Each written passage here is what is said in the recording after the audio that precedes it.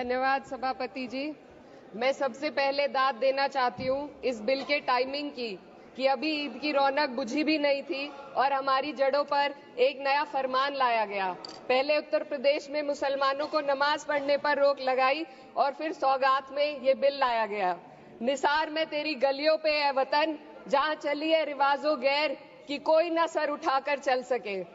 मैं सभापति जी आपको ये बताना चाहती हूँ कि ईद के मौके पर एक विधवा महिला अपनी लड़की के साथ मेरे पास आई और उसने बताया कि वह एक वक्फ की प्रॉपर्टी में रहती है, वही उसके सर पर छत का काम भी करती है और उसकी रोजी रोटी भी वहीं से आती है।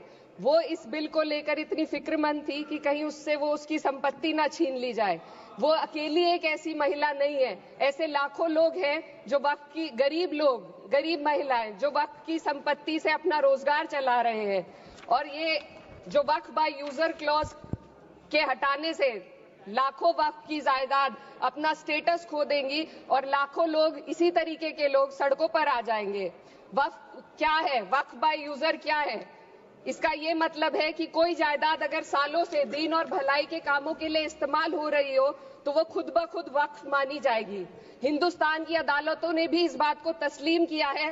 वक्फ बाय यूजर सिर्फ वक्फ बोर्ड को ही मिली कोई खास सौगात नहीं है, ये बल्कि सभी अन्य धार्मिक ट्रस्टों को परंपरा और यूज के आधार पर बिना किसी डॉक्यूमेंटेशन के धार्मिक चरित्र को डिक्लेयर करने का राइट मिला हुआ है।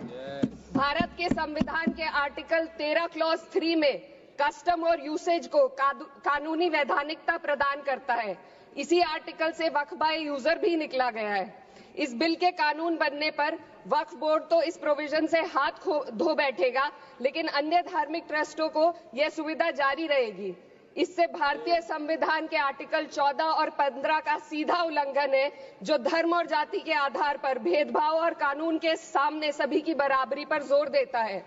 मैं इसके साथ ये भी कहना चाहती हूँ कि सत्ता के लोग जो एक दूसरे की पीठ थपथपा रहे हैं कि वक्फ बाय यूजर का जो अमेंडमेंट इन्होंने दिया उसको एक्सेप्ट कर लिया गया है, लेकिन इनकी शरारत यह है कि उसके साथ ही एक ऐसा प्रोवाइजो इसमें शामिल किया गया जिसके आधार पर यह कहा गया है कि अगर कोई भी वक्फ की संपत्ति विवादित हो तो वो अपना वक्फ स्टेटस खो देगी। तो जो अमेंडमेंट इन्होंने दिया है, जिसको एक्सेप्ट कर लिया गया है, उसका कोई मतलब नहीं है। ये इनकी नीयत है जो साफ जाहिर हो रही है। सोने पर सुहागा एक काम और किया है। सरकार ने वक्फ की कानून के सेक्शन 107 को हटाकर लिमिटेशन एक्ट में 12 साल तक ही किसी के खिलाफ अदालत में जाने का प्रोविजन है। सेक्शन 107 में बोर्ड को लिमिटेशन एक्ट से राहत मिली हुई थी। वक्फ बोर्ड कभी भी अवैध कब्जाधारियों के खिलाफ अदालत जा सकता था। अगर ये सेक्शन ना हो तो अवैध कब्जा करने वाले लोग कानूनी प्रक्रिया का फायदा उठाकर वक्फ की प्रॉपर्टी को हड़प सकते हैं। अन्य धार्मिक ट्रस्टों पर भी ये लिमिटेशन एक्ट लागू नहीं होती, तो फिर वक्फ बोर्ड के साथ ये सौतेला रवैया क्यों किया जा रहा है? धर्म को देखकर दोहरी नीति क्यों अपनाई जा रही है? सेक्शन 107 और वक्फ बाय यूजर को अगर एक साथ पढ़ा जाए तो इससे लाखों वक्फ की प्रॉपर्टी पर कब्जा किया जाएगा। इसलिए ये बिल मुसलमान की भलाई का नहीं बल्कि उनके वजूद और विरासत को मिटाने का बिल है। हिंदुस्तान में बहुत सारे धार्मिक ट्रस्ट हैं जिसमें उस खास मजहब के लोग शामिल होते हैं और उसका इंतजाम करते हैं। और ये बात समझ में आने वाली भी है, क्योंकि जो व्यक्ति अपने मजहब के रीति रिवाज को जितना अच्छे से समझ सकता है, किसी अन्य मजहब का व्यक्ति नहीं समझ सकता।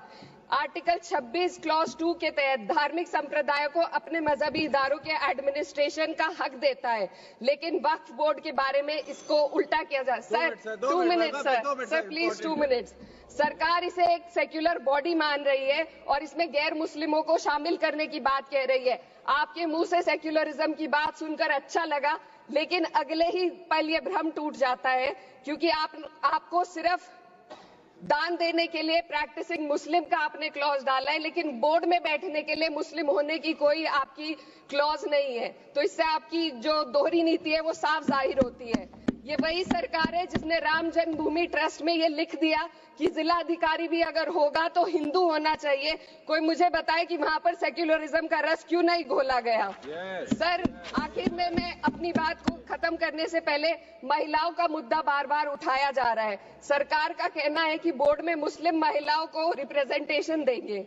इस कानून से पहले भी मुस्लिम महिलाएं बोर्ड में मेंबर रह चुकी हैं और मिनिमम 2 का प्रोविजन था, उससे ज्यादा भी हो सकती थी।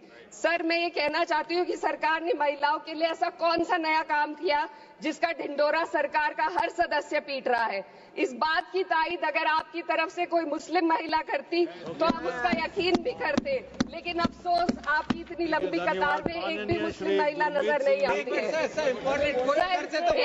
महिला नहीं है, एक महिला। सर, मैं खुद एक मुस्लिम महिला हूँ, मैं सिर्फ एक सर मैं माइनॉरिटी महिला हूँ। इस सदन में हम सिर्फ 2 महिलाएं हैं और उस नाते से मैं ये बात कहना चाहती हूँ कि इस बिल के माध्यम से